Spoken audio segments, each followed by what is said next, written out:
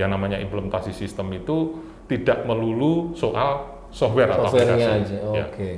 gitu. Ya. Itu sekarang eranya digital, kemudian juga COVID ini membawa kita semua bisa melakukan apapun tanpa harus bertatap muka. Pelayanan juga begitu kan? Iya. Pelayanan konsul dan lain sebagainya secara online. Betul. Gitu kan?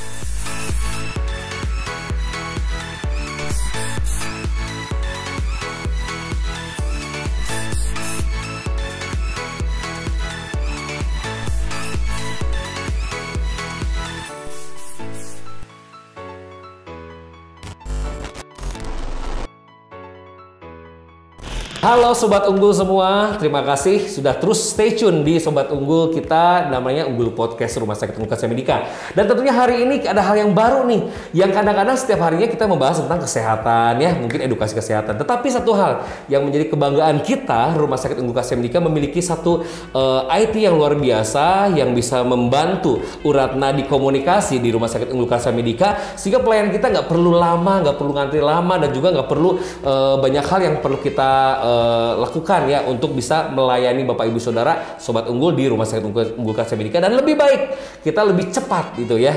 Ini menjadi sebuah kebanggaan kita. Nah, tentunya hal ini kita akan bicarakan bersama sebuah tagline adalah bagaimana IT RSUKM menjadi sebuah IT yang bagus, maksimal, dan itu bila tanpa ada orang-orang IT yang luar biasa. Dan saat ini kedatangan yang sangat mengerti dan paham dan pakarnya juga, yaitu adalah Mas Adi. Hai. Iya, Mas Adi boleh perkenalkan namanya untuk Sobat Unggul semua? Oke. Iya. Ya, nama saya Adi ya. Iya. Nama saya Adi.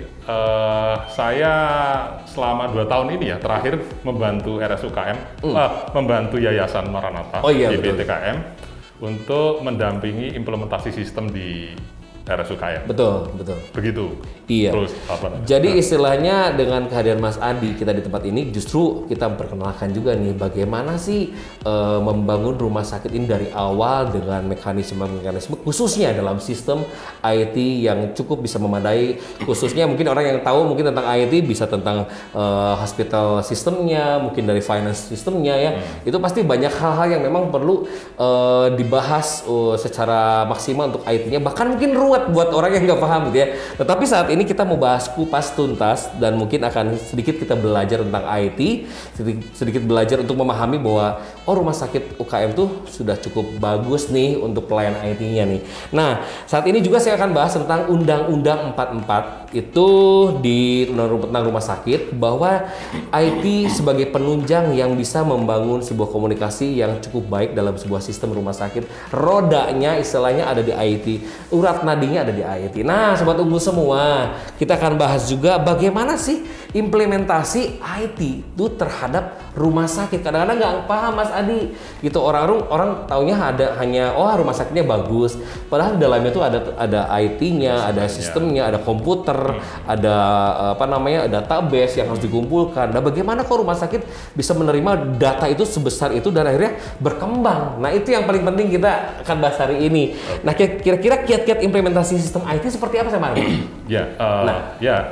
Kita sebenarnya merujuk aja pada para pakar ya. Jadi bagaimana sebuah sistem informasi rumah sakit itu kan bagian dari sistem informasi. Betul. Jadi, sistem informasi yang banyak sekali. Nah, salah satunya adalah sistem informasi manajemen rumah sakit. Oke. Nah, para pakar sudah melakukan identifikasi, melakukan penelitian bagaimana sebuah sistem itu diimplementasikan. Nah, salah satunya misalnya kita merujuk pada pendapat O'Brien dan Maracas ya. Oh iya, betul. Jadi O'Brien dan Maracas itu menyebut ada 5 komponen sistem informasi manajemen. Oke, ya. 5 komponen ya. 5 komponen sistem informasi manajemen termasuk sistem informasi manajemen rumah sakit. Oke. Yang pertama itu adalah software. Aplikasinya. Oke. Ya. Yang kedua hardware-nya, perangkat kerasnya. Yang ketiga brandware-nya, manusianya. Oke. Ya. Yang keempat itu adalah network, jaringan.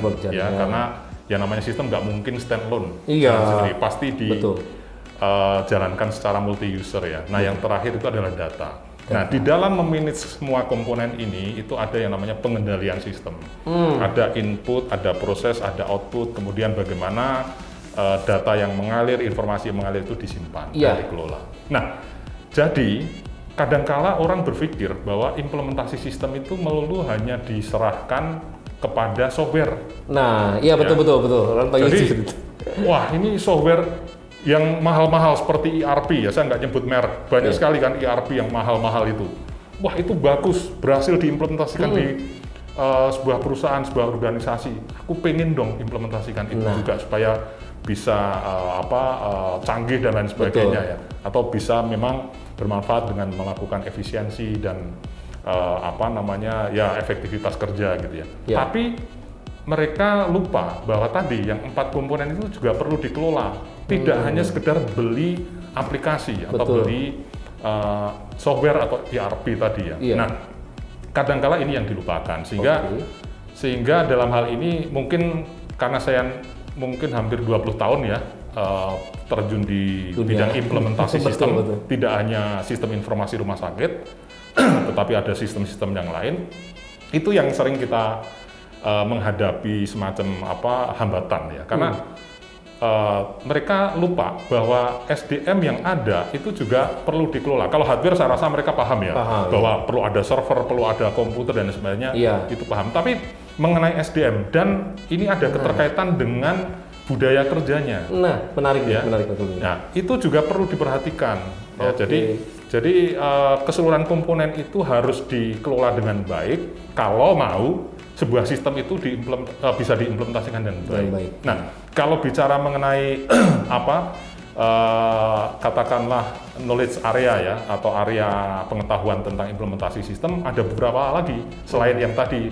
Kalau tadi kan mengenai sumber daya sistem informasi atau komponen sistem informasi. Tapi ada lagi yang namanya manajemen project. Implementasi sistem itu kan ada batas waktunya. Salah satu ciri dari project itu kan dia dibatasi oleh waktu. Kapan kegiatan itu berlangsung? Bukan seperti kegiatan sehari-hari yang rutin gitu ya. Nah, manajemen projectnya juga perlu dilakukan dengan baik. Kemudian juga keunikan dari implementasi sistem itu ada yang namanya software development life cycle. Bagaimana sebuah sistem itu akhirnya diimplementasikan. Ada tahapan-tahapannya itu dan itu perlu diperhatikan juga mengenai itu. Kemudian implementasi sistem, kemudian tadi ada terkait dengan project, itu ada risiko juga. Nah, manajemen risikonya juga perlu diperhatikan. Kalau nanti misalnya ada kecenderungan ini akan gagal, apa yang harus kita lakukan kan? Jangan sampai kita terlanjur sudah menghabiskan waktu, menghabiskan biaya, tapi ternyata ini potensial gagal gitu. Nah, yang itu juga perlu diperhatikan. Sehingga banyak area pengetahuan yang perlu diperhatikan, tetapi sekali lagi bahwa yang namanya implementasi sistem itu tidak melulu soal software atau aplikasi. Gitu. Itu jadi kalau pemahaman saya nih memang dalam sebuah proyek, namanya juga ya seorang yang membangun sebuah mekanisme tentang teknologi, tentang IT itu tidak hanya satu hal yang memang digeluti dan itu bisa dimaksimalkan, tapi seluruh komponen 5 tadi ya harus dikelola ya, karena memang tujuannya akan menghasilkan mekanisme sistem yang baik dan juga bermanfaat gitu ya bagi penggunanya.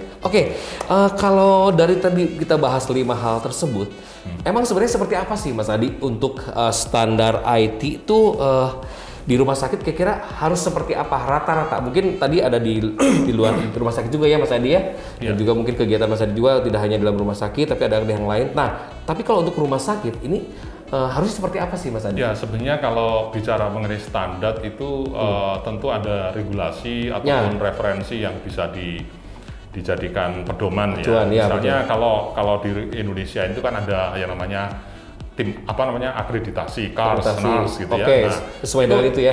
Itu kita harus rujuk apa yang disarankan atau disyaratkan di dalam standar-standar itu yang harus ada. Misalnya, kemudian juga berkait dengan bagaimana sebuah sistem informasi rumah sakit itu minimal harus ada. Misalnya itu ada di Permenkes nomor berapa ya, 2018 kalau nggak salah. Saya agak lupa itu di Permenkes itu dijelaskan mengenai SIM RS. Jadi standar minimal SIM RS itu harus ada. Seperti apa? Itu dijelaskan di situ. Guideline-nya itu memang harus sudah ada ya. Ya, tetapi akhirnya yang namanya teknologi itu kan berkembang. Tidak melulu kita mengacu pada standar minimal tadi. Dan dalam hal ini setiap rumah sakit itu sekarang berlomba-lomba untuk terdepan di dalam teknologi kan. Nah, kalau bicara perkembangan saat ini, Jadi sistem informasi manajemen rumah sakit tidak melulu hanya mengelola proses administrasi di dalam, tetapi ada fokus-fokus tertentu yang harus diperhatikan. Sekarang apa itu? Yang pasti pasien dong. Pasien, terutama pasien. Kita berbasis dengan kebutuhan pasien, ya. Karena pasien customer kan. Betul. Jadi bagaimana pasien itu nyaman selain persoalan medis, tapi juga soalan administratif. Iya. Kalau misalnya disebut berapa lama waktu tunggu pasien kan? Dari setiap pelayanan misalnya, itu kan harus diperhatikan. Nah, untuk kecepatan pelayanan itu pasti harus dibantu oleh teknologi, nggak mungkin nggak kan? Betul. Ya. Terus kemudian kita bicara mengenai regulasi pemerintah bahwa sekarang mayoritas pasien BPJS. Nah, BPJS juga mempunyai syarat-syarat supaya rumah sakit itu bisa melayani pasien BPJS kan. Ada yang namanya integrasi dengan Viclip, dengan Mobile JKN. Ya. Salah lagi rame tuh JKN Mobile tuh ya. Mobile JKN dan Kemenkes juga untuk Siranap, terus nanti belum Sisruto. Ini berkembang terus. Ini kompleks banget ya, terus berkembang ya. Kebijakan di setiap wilayah, di setiap kabupaten kota itu kan berbeda-beda. Saya kebetulan membantu Dinas Kesehatan Kota Bandung membuat sistem informasi kecelakaan lalu lintas misalnya. Nah, di Kota Bandung, mereka setiap rumah sakit itu harus mensupport data kejadian kecelakaan di setiap rumah sakit. Dan ada yang memulai integrasi. Nah, artinya apa? Artinya ini ada regulasi wilayah atau kota yang berbeda dengan kota lain. Dan rumah sakit atau tim IT rumah sakit, meskipun dia juga pakai vendor, harus adaptif dengan kebutuhan. Betul, karena itu perkembangan teknologi akan terus maju, lebih maju lagi ya. Nah, kalau tambahan satu lagi, sekarang eranya digital, kemudian juga COVID ini membawa kita semua bisa melakukan apapun tanpa harus bertatap muka. Pelayanan juga begitu kan? Pelayanan konsul dan sebagainya secara online. Betul. Gitu kan? Lalu daftar nggak perlu antri lah dari pagi hari atau dari subuh. Nunggu lah gitu. Cukup menggunakan HP, itu kan semua sudah mulai dilakukan ya. Dan ini saya rasa akan terus berkembang, apalagi nanti ini udah eranya metaverse ya. Iya betul. Nah, itu gimana nanti kita berdialog dengan dokter, tapi dokternya dalam bentuk virtual gitu kan. Nah, jadi itu saya rasa akan terus berkembang ya. Terusnya teman-teman semua di Sobat Unggul dan juga mungkin yang nonton ini juga nanti ada orang-orang yang ingin membuat rumah sakit ya. Nah, sistem itu perlu diperhatikan dari tadi ya. Perhatikan dari beberapa regulasi dan juga mungkin dari beberapa guideline yang sudah ada. Dan tentunya dalam berkembangnya era RS di masa hari-hari ini, khususnya di tahun 2022, 2023, 2024, mungkin selanjutnya, mungkin kita akan lebih banyak lagi perkembangan rumah sakit yang sudah bentuknya perkembangan era digitalnya sudah lebih maksimal. Nah, khususnya nih di saat ini kan sudah ada namanya Smart Hospital. Ya Mas Adi ya, Smart Hospital sudah muncul. Terus mungkin digital elektronik rumah sakit sudah ada. Nah, kira-kira bagaimana sih kita untuk memaintain agar kita pun adaptif untuk perkembangan tersebut dan juga kita nggak ketinggalan zaman, Mas Adi. Kira-kira baiknya gimana gitu untuk rumah sakit? Jadi yang namanya sistem itu sesuatu yang hidup. Jadi kita punya pekerjaan katakanlah ya, ada beberapa institusi atau rumah sakit yang berpikir bahwa begitu ini proyek implementasi selesai, sudah selesai. Padahal sistem itu adalah barang atau sesuatu yang hidup, di mana organisasi atau rumah sakit itu terus tumbuh berkembang. Maka dengan demikian sistem juga harus turut dikembangkan, turut berkembang. Jadi perkembangan selaras. Jadi organisasi itu hidup, maka sistem itu terus hidup. Sehingga apa? Sehingga yang namanya sistem informasi rumah sakit itu terus mengalami perubahan, adaptasi gitu ya. Termasuk dengan kondisi saat ini. Ini kan sudah eranya 4.0 ya, industri 4.0 kan, industri keempat gitu ya. Nah, cirinya dari 4.0 itu apa? Salah satunya adalah konektivitas. Pertama konektivitas. Kemudian mengenai big data. Internet of Things. Betul. Kemudian automation. Betul. Satu lagi apa saya lupa. Nah, dari kesemuanya itu kan terkait terkait betul dengan teknologi. Bagaimana misalnya yang namanya smart itu kan ya itu tadi semuanya itu serba otomatis ya, serba terintegrasi. Lalu memang semuanya menggunakan basis internet kan? Karena untuk melakukan itu semua kan kita menggunakan internet nih. Mau apapun ya, mulai dari konsultasi online atau saya kebetulan ngajar juga. Online juga ya Mas online ya? juga gitu ya. Semuanya serba online. Kita mau beli makan aja online gitu Online kan. bisa Tidak sekarang. perlu datang ke satu Tapi tempat. wujudnya nggak online sih. Wujudnya nggak online, fisiknya tetap harus diterima ada ya. mampir ke kita gitu ya.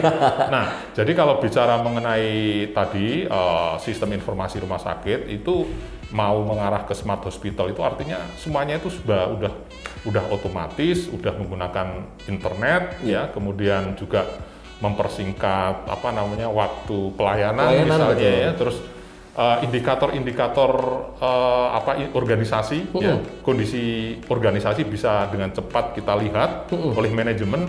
Misalnya sekarang kunjungan pasien berapa sih, itu dengan cepat bisa dilihat dari perangkat yang kita punya, device yang kita punya ya, dengan menggunakan smartphone. Dengan smartphone ya, betul ya, pendukung. Lalu itu. juga misalnya nanti keterkaitan dengan stakeholder, stakeholder tadi kan banyak, ada BPJS, ada Kemenkes, ya, ada Dinas Kesehatan, yang lain juga ya bisa. terus mungkin dengan rumah sakit yang lain, ya kita kan mungkin bisa menerima pasien dari rumah sakit lain, rujukan kan? betul. Kita merujuk juga ke rumah sakit yang lain. Bayangkan kalau itu semua tidak menggunakan teknologi. Wah, repot juga ya. Pada saat kita mau merujuk ke rumah sakit lain atau kita mau terima rujukan dari rumah sakit lain, kan kita perlu tahu nih histori penyakitnya, betul, riwayatnya, betul, data-datanya. Kalau data itu sudah datang duluan, kita sudah siap-siap lebih.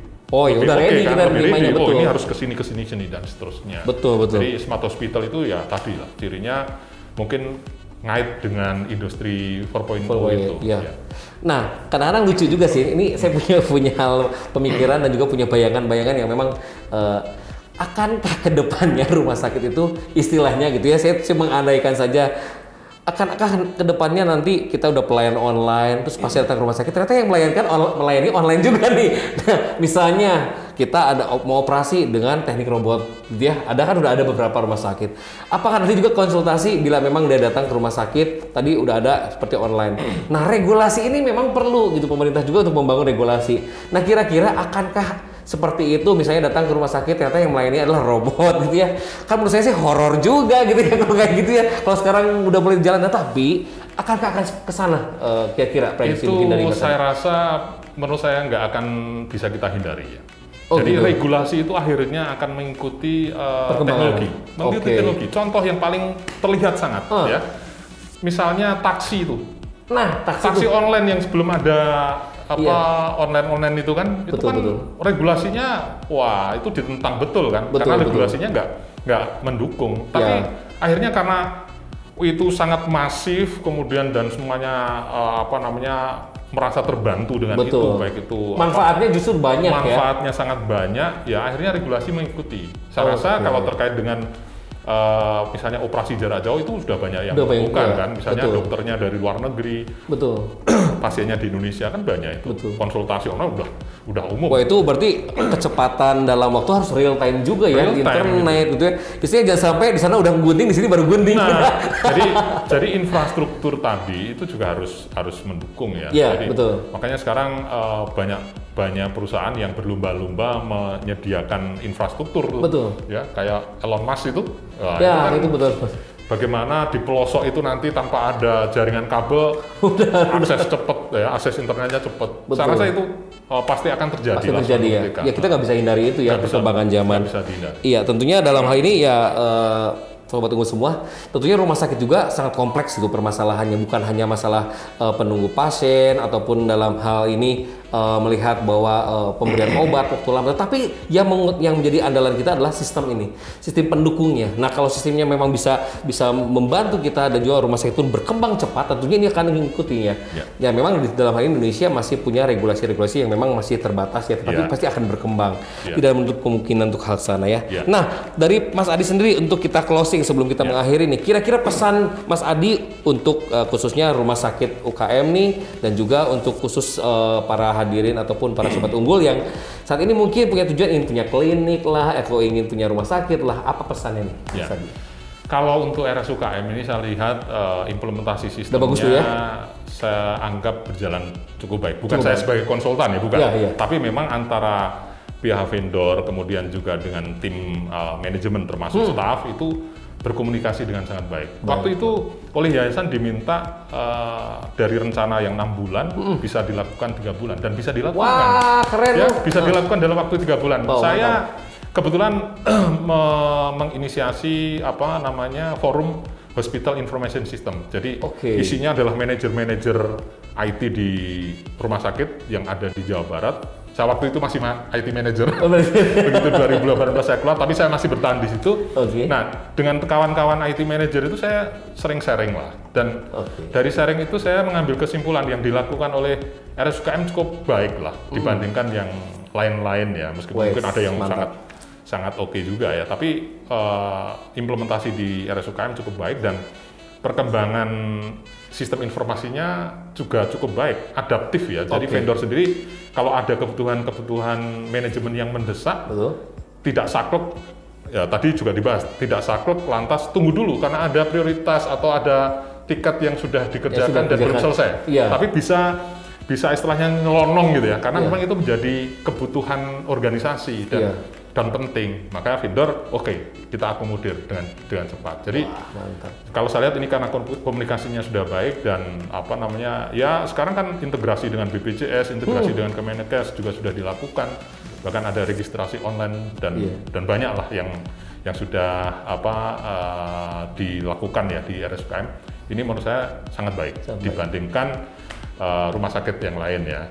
Nah, terkait dengan kiat-kiat ataupun pesan sebenarnya bagi pengambil kebijakan dalam hal ini mungkin pengelola rumah sakit, baik itu dalam bentuk PT atau yayasan gitu ya, itu mungkin karena mereka semua adalah pengambil keputusan dan kebijakan, mungkin perlu dipahami bahwa implementasi sistem itu caranya itu ada best practice-nya lah.